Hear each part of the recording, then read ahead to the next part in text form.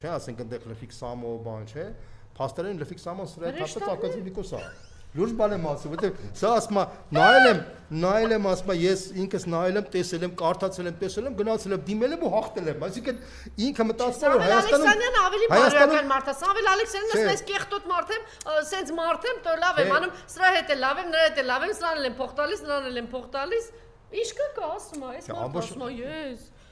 Սա ուղղակի դեժավյու է, սա բանը դեժավյու չէ, այսպեսի բան չի եղել։ Բանը կոմեդիա է, բայց տրագիկոմեդիա է, ասենց ասեմ ձեզ, էլի,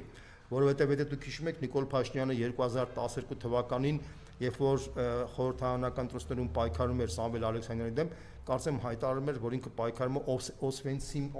սարկած, այսինքն Օսվենցիմ հետ էր համեմատում Սամվել Ալեքսանյանին, եթե համեմատում ենք Օսվենցիմ հետ, ուրեմն Սամվել Ալեքսանյանը պետք է դոկտոր Մենգելեն լինի, չէ՞։ Հիմա փաստորեն դոկտոր Մենգելեն դառնա Նիկոլ Փաշինյանի մոտիկ ընկերը, օլիգարխը։ Հիմա փաստորեն ստացվում է, որ Նիկոլ Փաշինյանը դոկտոր Մենգելի, այսինքն բանը Օսվենցիմի, այսպես ասած, սեփականատիրոջ ընկերն է դարձել։ Դուք հասկանում եք, այս ցինիզմն ու փարիսեությունը սրա հետ ասենք այն 10%-ը, որ հիմա նույնիսկ էլի Նիկոլ Փաշինյանը է պաշտպանում, անկեղծ ասած ես այդ մարդկանց չեմ կարողանում հասկանալ, բայց դա արդեն